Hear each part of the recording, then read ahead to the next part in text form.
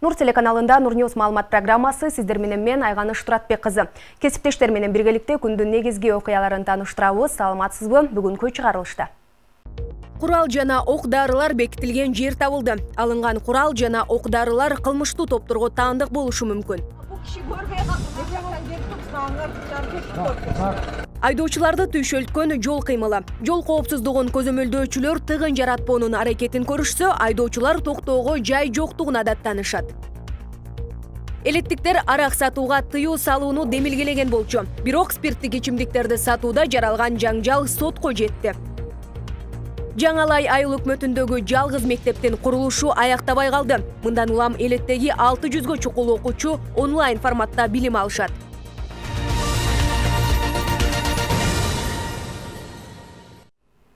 Улуттук коопсуздук боюнча мамлекеттик комитет Бишкек шаарынан курал-жарак жана ок-дары катылган жерди тапты.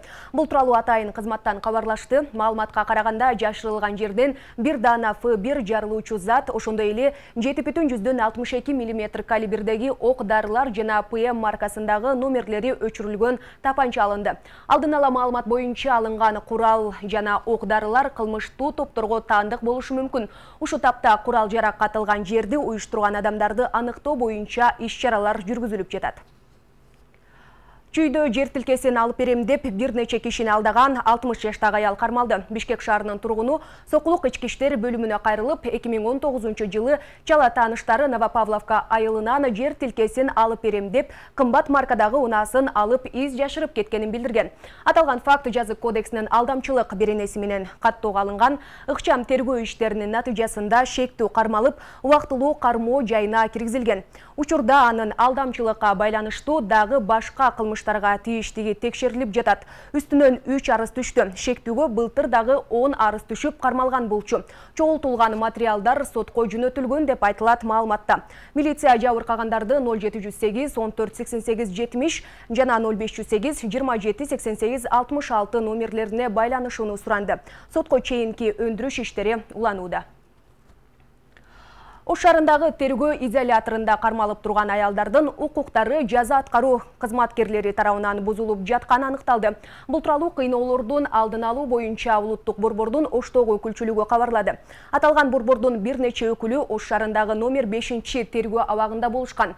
Жабык жайда ашыкча адам кармалып турганы, жатканга керебети жоктугу аныкталган. Улуттук борбордун аймактык өкүлчүлүгүнүн кызматкерлери мыйзам бузуу фактылары боюнча акт түзүштү. Жаза аткаруу тутумуна жана абак жайларда мыйзамдуулуктун сакталышын көзөмөлдөө боюнча прокуратурага кайрылуу жөнөтүлдү. Расмий маалыматка ылайык, Кыргызстанда 11 түзөтүү мекемеси, 6 тергөө изолятору, 1 түрмө, 13 түзөтүү абагы, 50 аймактык жаза аткаруу инспекциясы бар. 2020-жылга карата жаза мөөнөтүн 9000ден ашуун адам өтөп жатат. Бишкектин 1-Май райондук соту Жогорку кеңештин мурдагы депутаты Исхак Пирматовго карата өкүм чыгарды. 9-сентябрдагы отурумда Исхак Пирматов кылмыш жаза кодексинин 319-беренесинин 2-бөлүгү боюнча күнөөлүү деп табылып, 300 000 сом айыппул төлөөгө милдеттендирилди. Быйыл 31-майда Исхак Пирматов Кумтөр долбоорун ишке ашырууда коррупция фактысы боюнча кармалып, 2 айга камакка алынган. Кийин тергөө менен кызматташууга макул болгондуктан эч жака кетпөө тууралуу тилкат менен үй камагына чыгарылган. Пирматов 28-майда депутаттык мандатын тапшырган. Ал 2015-жылы Бирбол партиясы менен Жогорку кеңешке депутат болуп келген. Борбор калаада унаасын тыюу салган жерге токтотуп коюп, айыппул төлөгөн айдоочулар арбын. Бул учурда темир тулпарын тийиштүү кызматтар жүктөп кете турган болсо, ээси 2000 сомдун айланасында айыпка жыгылат. Жол коопсуздугун көзөмөлдөөчү кызматкерлер тыгын жаратпоонун аракетин көрүшсө, айдоочулар токтоого жай жоктугун айтышат. Маселенин түпкүрү унаа токтотуучу жайлардын жетишсиздигине барып такалат. Bu kişi görmeye kaldı. Gerçekten gelip tutsanlar, dışarı Tarafın aslında bekini konuştuk. görmeye kaldı. Ulardan canına.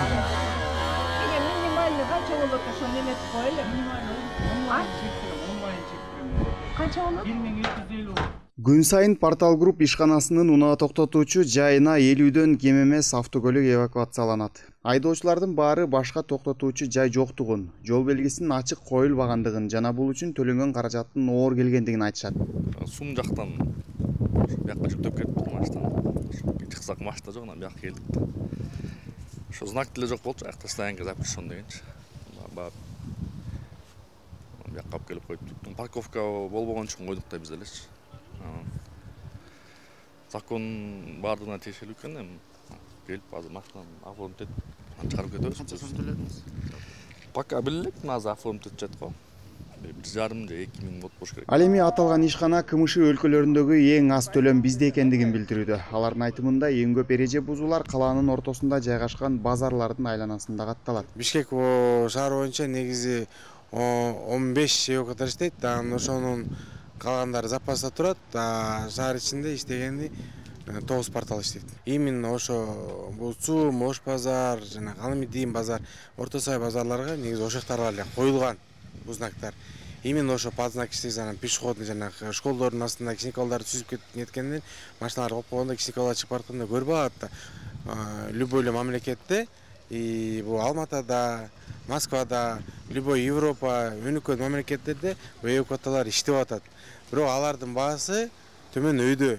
Биздики Кыргызстандыкы кичине экономикабыз неме болгон үчүн биз бул тендерге бааны койгонбуз. Унаа токтотуучу жайлардын жетишсиздиги талашсыз. Бирок айрым учурларда акылуу жайларга токтотуудан качып жол жээгине коюп кеткендер да бар. Өзүңүздөр көрүп тургандай, тиги аялдаманын алды жагында токтотууга тыюу салынат деген жол белгиси турат. Ал эми бул жерде кимдир бирөө өзүнүн унаасын токтотуп кеткен.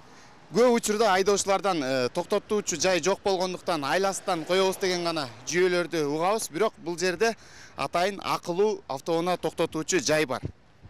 Кээ бир учурларда айдоочулар ошол 20 сом, 30 сомдон качып дагы ушундай жол эрежесин бузуп коюшат. Эгерде унааны жүктөй элек учурда ээси келип калса, анда тыюу салынган жайга токтогондугу үчүн гана айып пул төлөнөт да, унаасы жүктөлбөйт. Ээси келип калса, нарушениесине карап протокол түзүп беребиз. Андан кийин кете берет. Жүктөп түзүп уже биз кетип баратканда келсе, анда кечигип калат. До движенияга чейин эмесе болот. Учурда жарандар мэриядан же болбосо мамлекет башчыларынан көп кабаттуу парковкаларды же болбосо курулуш компанияларына жер алдына токтотуучу жайларды кошо салууну милдеттендирүүсүн талап кылышууда. Бишкек шаарында азыр бизде көйлүктөр өтө көп да жүрүүчү. Ошолордун негизинен Бишкек шаары өзү көп кабаттуу унаа токтотуу жайларды жасаш керек болчу. Унаа сүйүүчүлөргөчү. Ошондуктан ушундай тыгындар жана мисалы тигинекей тиги жерде дагы биздин ГАИ менен эме турат, эвакуатор алып кетет деп дагы. Ал дагы ошо турушу негизи мыйзамсыз. Бул жер деген трафик жүргөн жер эмес да, көп машина бул жер токтоочу жай. Көп учурда айдоочулар эвакуацияланган унаасын кайдан издөөнү билишпейт. Бул учурда 102 кызматына чалып тактап алса болот. Анткени ар бир райондун аймагындагы унаалар ар башка багытка жүктөлөт. Илья Санарбай уулу, Нурбек Жеңишбек уулу, Нурньюз, Бишкек.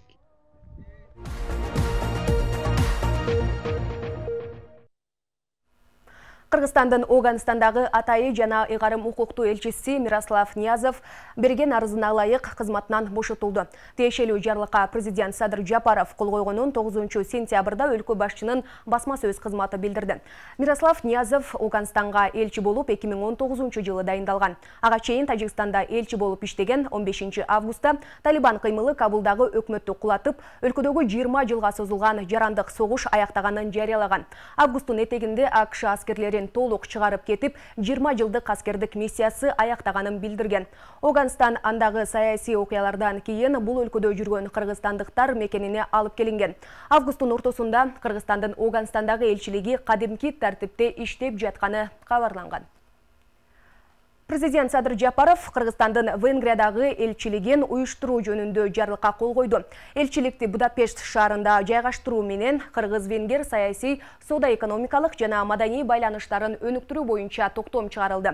Министрлер кабинетине Кыргызстандын Венгриядагы элчилигинин ишин уюштуруу жана финансылык маселелерди чечүү тапшырмасы берилди. Тараптардын ортосунда дипломатиялык мамилелер 1991-жылы түзүлгөн. Бул өлкөнүн элчилиги Бишкекте 2020-жылы февраль айында ачылган. 2018-жылы Венгер өкмөтүнүн башчысы Кыргызстанга расмий сапар менен келип кеткен. Эки өлкө негизинен айыл чарба, фармацевтика тармагында кызматташат. Ондогон кыргызстандык студенттер Венгриянын жогорку окуу жайларында квоталык негизде билим алышат. Кызылөңкүр айылында 1 жылдан бери спирт ичимдиктери сатылбайт. Бул демилгени айылдын жаштары көтөрүп, аксакалдар колдоп жардам беришкен. Бирок айылда сатылбаган арак эс алуу жайларында сатылып жаткандыгы тургундардын нааразы пикирин жаратууда. Спирттик ичимдиктерди сатууга тыюу салууну суранып барган жарандардын аракети сотко да ишке өтүп кеткен. Şu жерде бардыгы ичкен адамдар эле бардыгы ошол жака барып ичип атат. Базар Коргон районуна караштуу Кызылөңкүр айылында 1 жылдан бери жаштардын демилгеси менен спирт ичимдиктери сатылбай калган. 1 жыл аралыгында айылдагы буга чейин болуп келген терс көрүнүштөр дээрлик азайган дешти жергиликтүүлөр. Муну айыл аксакалдары да колдоп беришкен. Арак маселеси, ичимдик маселеси сатылбасын, ошол жерде трезвый мындай образ жизни өткөрөлү деген инициатива көтөрдү. Ошол жерде арактарды сатып алып өздөрү чогултушупты. Арак кийин сатылбасын деп. Кудай шүгүрүн 1 жыл жетип калды. Айылыбызда арак сатылбайт. 15 шакты эс алчу жай бар да. Ушулар дагы сатпай калган. Ушу инициативаны көтөргөн да. Эми ошонун арасынан бирөө сатып атат. Бул боюнча аксакалдар кеңешинде эмелер менен сүйлөшүп аракет кылганбыз жаштарга поддержка кылып. Арак сатууну токтотуу боюнча. Бирок ал келинибиз туура түшүнгөн эмеспи. Райондук ички иштер эмесине арыз жазып, балдарыбызды кыйнап. Аңга да барып келди, акимчиликке да барып келгенбиз. Сатаров Сүйүнбек деген бар могу жерде.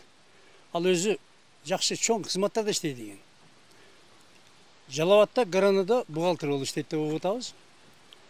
Эми бул мен түшүндүктүү жигит деп ойлогонмун. Эми бул элдин ушундай талабына макул болсо керек деп. Тилекке каршы андай болгон жок. Бүгүнкү күнү бардык аксакалдарына тилин албай келип, ушу аракты саттырып атканы бул жат көрүнүш деп эсептейбиз. Ататалган жарандар айылда эс алуу жайын иштетишет. Айыл тургундары болсо бул жарандардын алдына бир топ жолу сатылбасын деген сураныч менен барышкан, бирок эч кандай майнап чыкпагандыгын айтышат. Бул жерде бир 5-6 немелер барып, кишилер барып ушундай эме кылса, булар сотко коюптур. Бу жерде элдин көйгөйү менен бар да, булар өзүнүн жеке көйгөйү менен барган жок, элдин көйгөйү менен барды, бирок ал аял туура түшүнбөй буларды сөктү деп жалган жала менен сотко берип коюптур. Ушу барган элдерибиздин таксылар бардыгы эле барышат, ар барганда эле соттун буга жылдырып коюп, ага жылдырып коюп, эми мына келерки 17-синен жылдырыптыр. Ошону ушу сотко да кайрылып кетмекчибиз, ушу актап карап берсе деп кайрылабыз, элдин журтун баарынан Кызылөңкүрдөн. Ичимдик сатууга тыюу салынган мыйзамда жок. Андыктан ататалып жаткан ишкер жасап жаткан кадамын туура деп эсептейт. Анан мен ошондо да сөз бергем. Кызылөңкүрдөргө сатпайм, мен өзүм клиенттериме сатам деп. Анан ошол болду, булар анан ошо тополоң кылып барышты. Ошо Бакиров Эрмек деген мен колуму кайрып, телефонуму алып кетти ошол жерден. Алып кетип, мен турбазыга чейин артынан чуркап барып, телефонуму ошол жерден алдым. Булардын айткан сөздөрү бар. Имам өзү айтты. Силер арамдан байып атасыңар. Кайсыл жакка келсеңер, ошол жактан барып, ошол жерде ошакка барып сатып, арамыңы ошактан сат деп. Элиңерди тапкыла. 3 күн сроктон кийин сатсаңар, бизди өрттөп кетебиз депти. Угрожать этип, алар ошол сөздөрдү айтты. Мен жалгыз ошол булар YouTubeга чыгарып ишкен. Мен ошонча 30дан ашык эркектин арасында өзүм калганмын, жалгыз. Уже 17-синде сот. Булар кимиси мыйзам алдында жооп берет, кимисиники прав, ошол өзү сот өзү чечет деп. Бул маселе боюнча айыл тургундары Базар Коргон район акимине да кайрылышкан. Район жетекчиси көйгөйдү түшүндүрүү жолу менен гана чечилерин билдирген. Ишкерлер баягы өстөр баягы сезиммен баягы сатабыз же сатпайбыз деген ошо алар өздөрү чечим чыгарыш керек. Түшүндүрүү иштери менен эмешкек жергиликтүү элдин талабында как бы эске алып ушул баягы өздөр өзүн баягы чечим чыгарыш керек болду. Ал эми спирттик ичимдиктер сатылбасын деген сураныч менен барган айыл тургундарын эс алуу жайын иштеткен жарандар кол көтөрдү деген негиз менен сотко берип койгондугун айтышат. Аталган иш 17-сентябрь Базар Коргон районунун сотунда каралмакчы. Алай районунун Жаңалай айыл өкмөтүндөгү жалгыз мектептин курулушу аяктабай калды. Мындан улам элеттеги 600гө чукул окуучу онлайн форматта билим алышат. 6 жылдан ашуун убакыттан бери бүтпөй жаткан мектептин курулушун аяктоого 8 миллион 400 миң сом акча каражаты жетпей жатат. Ал эми 3 айылдын окуучулары үчүн салынып жаткан Алай районунун Коммунизм айылындагы салынып жаткан мектептин курулушу сапатсыз жүрүп жатканы байкалган. Ага өкмөттүн Ош облусундагы ыйгарым укуктуу өкүлү Зиядин Жамалдинов өзү барып күбө болду. Жаңалай айылындагы бул жалгыз мектеп бул жылы 15 сентябрдан мектеп окуучуларын кабыл ала албайт. Анткени мектептин курулушу өз убагында аяктаган эмес, ал үчүн акча каражаты жетишсиз болгону айтылып жатат. Ал эми окуучулар бул жылы окуу жылын онлайн форматта окуп башташат. Билим берүүгө көңүл буруу өлкөдө башкы маселе бойдон калууда. Ага мисал мектеп имараттарынын өз убагында бүтпөй жаткандыгы. Жаңалайдагы салынып жаткан мектептин курулушу 2015 жылы башталып, бирок токтоп калган. 2019 жылы курулуш иши уланганы менен быйылкы окуу жылына да даяр болбой калды. Бул мектеп дагы жылдын аягына чейин бүткөрүлүүчү, курулуш объектилеринин планына киргизилген. Учурда азыр 8 миллион тегерегинде акча каражаты остаточный сумма калган.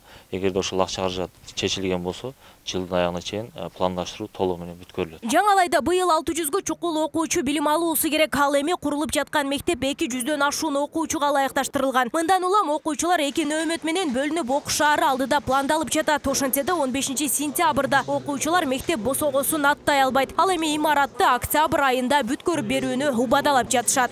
Жергиликтүү бийлик эми ушул 1 октябрга чейин бүтүрүп берүү жагын карап жатышат. Биз 15 сентябрга ошол мектепти ачсакпы деп ниет кылганбыз. Эми мектебибиз көрүп турасыздар, эски мектебибиз 73-жылы малчылардын жатаканасы үчүн курулган. Октябрдын этегине чейин бүтөт деген маселе жаралып атат. Азыр эми ушу кишилер келди. Булдан үмүтүбүз бар. Эми бир акча которулуп калса, ушу октябрдын этегине болсо дагы мейли деген.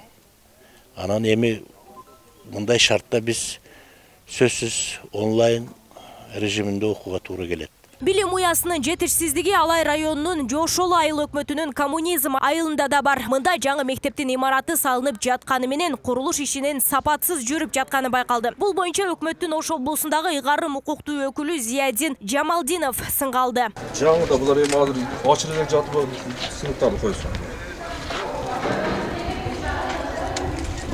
Карап чыкылабыз го, бакылуу. Ошо сыныптардын баарын алмаштырылды.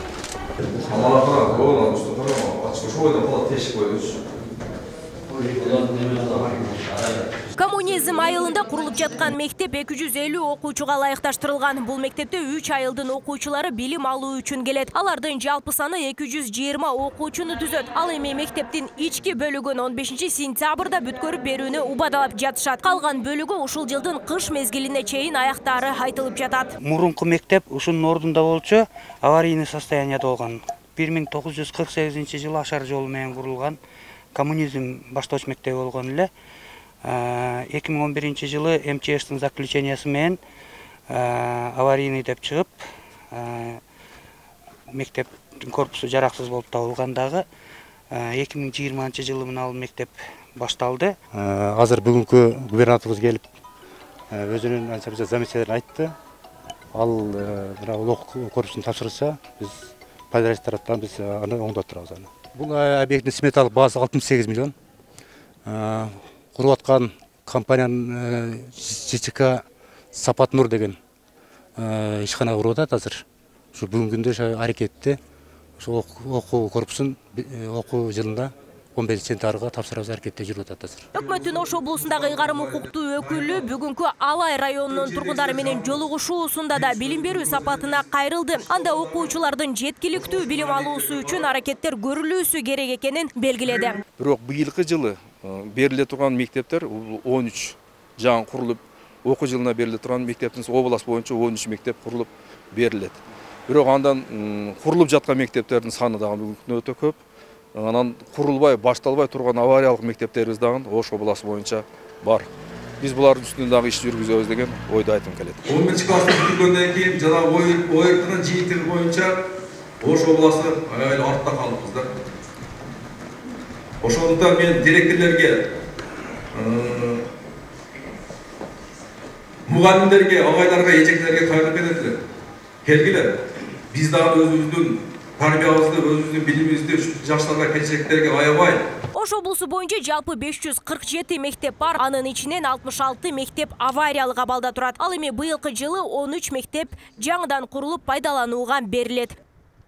Нурзада Сыдыкова, Темирлан Эрнес уулу, Нурньюз, Алай району.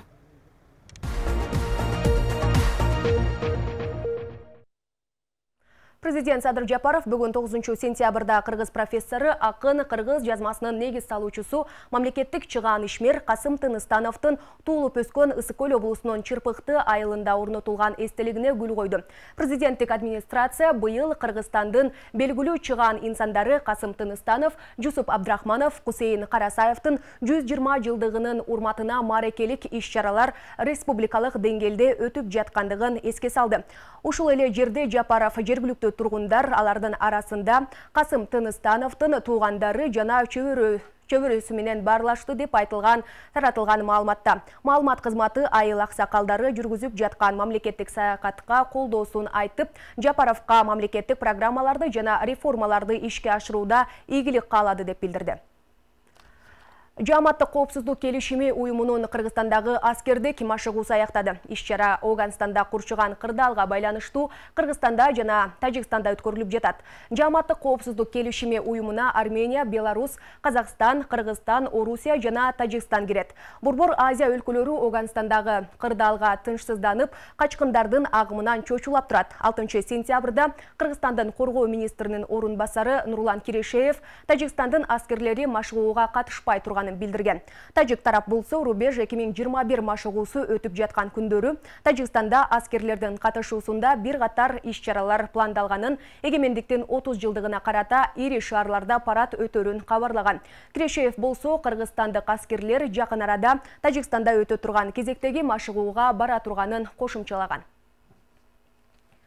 Тышкы иштер министри Руслан Казакбаев Москва шаарындагы жана Москва облусундагы коомдук бирикмелердин, бизнес ассоциациялардын, диаспоралык уюмдардын өкүлдөрү жана мекендештер менен видео жыйын өткөрдү. Жолугушууда негизинен Россиянын бардык шаарларында жашап иштеген кыргызстандыктардын актуалдуу маселелери жана көйгөйлөрү талкууланган. Казакбаев жыйындын катышуучуларына президенттин миграциялык кырдаалды жакшыртууга багытталган чараларды кабыл алуу жөнүндө, жеке адамдын руханий жана адеп аклактык өнүгүүсү жана диний тарбиясы жөнүндө жана Кыргыз Республикасынын чет өлкөдө кайтыш болгон жарандарынын сөөгүн өлкөгө репатриациялоо тартиби жөнүндө жарлыктарынын аткарылышы тууралуу кеңири маалымат берди. Мындан сырткары Россияда мекендештердин санынын көптүгүн белгилеп, аларды 28 ноябрда Жогорку кеңештин депутаттарын шайлоого активдүү катышууга чакырды.